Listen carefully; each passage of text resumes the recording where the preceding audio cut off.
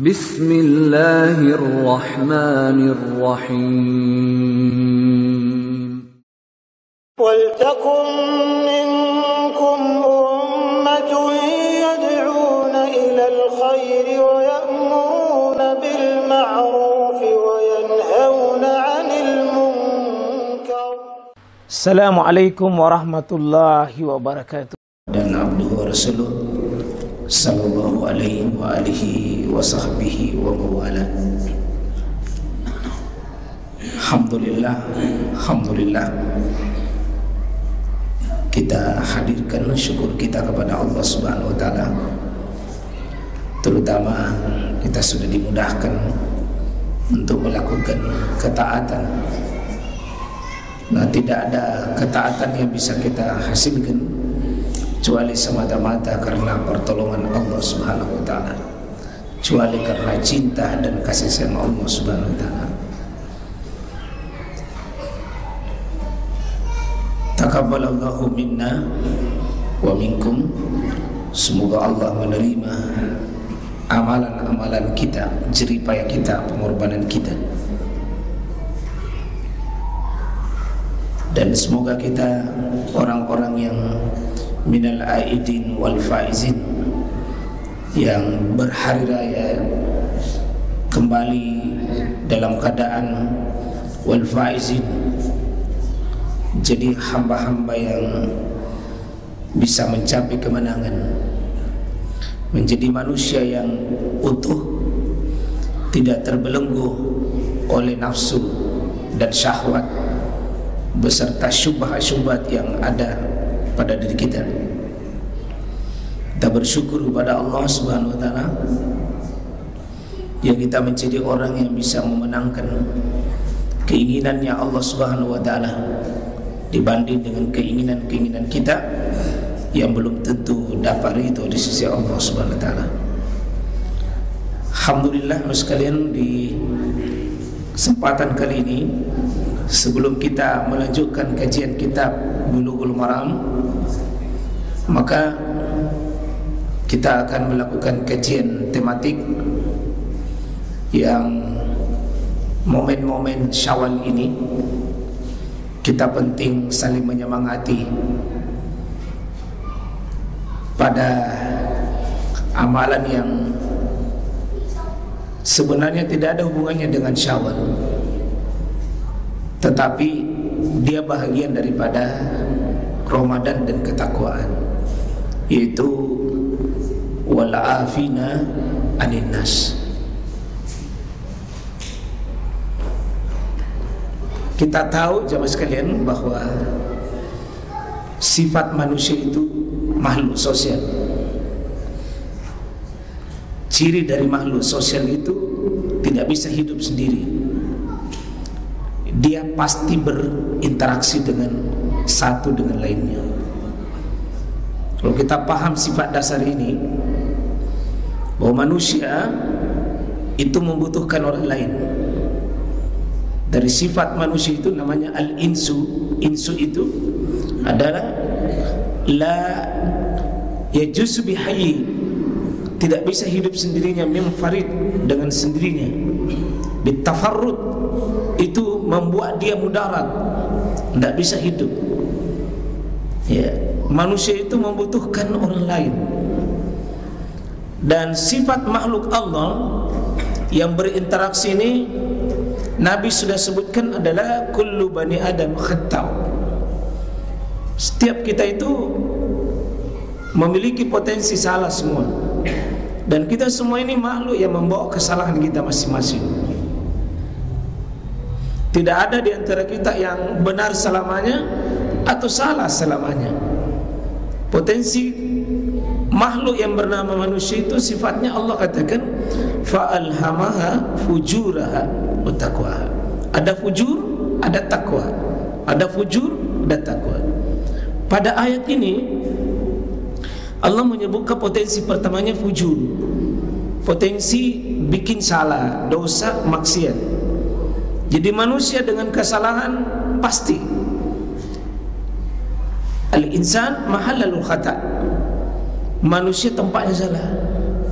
Maka setiap kita berinteraksi dengan orang, dipastikan orang itu membawa percikan kesalahan kepada kita. Butuh kecerdasan menyikapi hal ini, karena kalau kita tidak siap, kita akan menimbulkan banyak masalah dalam diri kita kalau tidak menyiapkan diri untuk cerdas menyikapi kesalahan orang.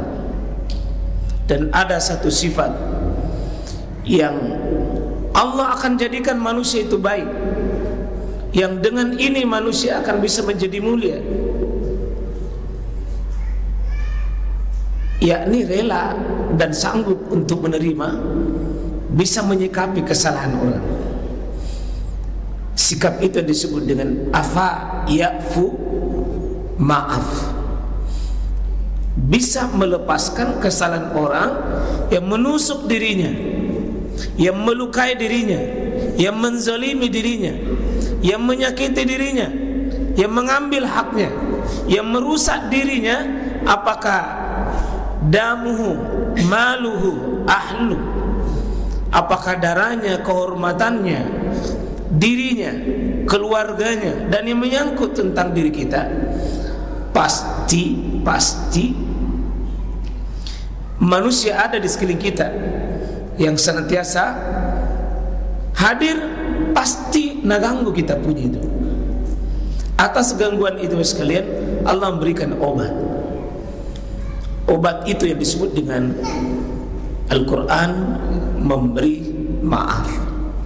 Gampang dalam teori itu sekalian, gampang untuk dicerita, termasuk saya bisa gampang mengungkapkan begini, tapi tidak bisa didapat dan tidak bisa dipraktek kecuali orang-orang yang memang dirahmati oleh Allah SWT. Jadi menjadi manusia pemaaf itu kalau bukan rahmat Allah juga Pak, tidak bisa. Kita tahu memaaf itu memuliakan, maaf itu membahagiakan. Kita tahu maaf itu menenangkan, maaf itu mengangkat derajat, maaf itu surga, maaf itu pembebasan neraka, maaf itu kemuliaan, maaf itu membebaskan dari kehinaan, maaf itu kunci dari sebuah kebahagiaan seseorang.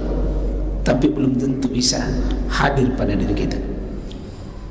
Karena itu kalau kita buka ayat Al-Quran, salah satu inti sesudah kita berpuasa dan seluruh rangkaian amalia di bulan suci Ramadan, ketika Allah menyebutkan puasa yang ujungnya la'allakum tattaqun, agar kalian menjadi manusia bertakwa, maka ketakwaan ini salah satu sifatnya adalah alladzina yunfikuna fis sarra wad darra wal kaziminal ghaiz wal afina anin nas.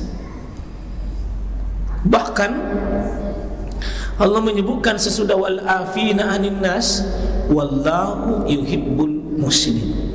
Allah mengaitkan kebaikan, Allah menyebutkan di situ kata sifat muhsin, hadir, lahir, itu dari sifat mana? Sesudah wal afina anin nas. Itu kata para ulama, betapa banyak kebaikan dihasilkan sesudah kerja wal afin, dan betapa banyak keburukan dihadirkan ketika sifat ini tidak ada pada diri kita. Maka Quran menyebutkan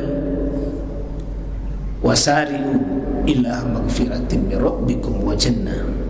Segera kalian, ya, segera kalian miliki sifat al-musara'ah, mempercepat di dalam apa? Maghfirah, untuk mendapatkan ampunan. Dari mana ampunan itu? Min rabbikum.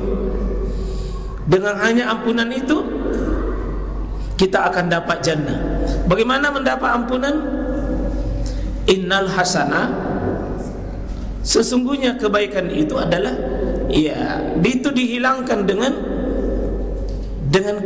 banyak keburukan itu, ya, innas sayiat, sesungguhnya keburukan itu dihilangkan dengan banyak berbuat kebaikan. Salah satu kebaikan itu adalah mendapatkan amal kesempatan beramal soleh, dan itu yang melahirkan disebut dengan ampunan Allah Subhanahu wa taala. Dengan diampuni dosa kita, hasilnya dapat jannah. Bagaimana jannah itu? Arduhas samawati wal ard, seluas langit dan bumi. Untuk siapa ini? Uiddat lil muttaqin.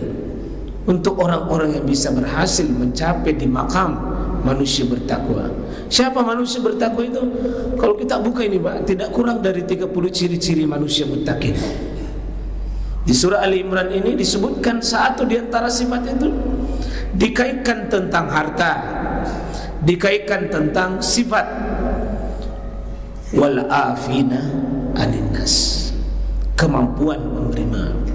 Jadi memberi maaf itu bukan perkara ringan, sebab dia masuk pada urutan yang ketiga dari orang yang berhak mendapatkan jannah yang seluas langit dengan bumi.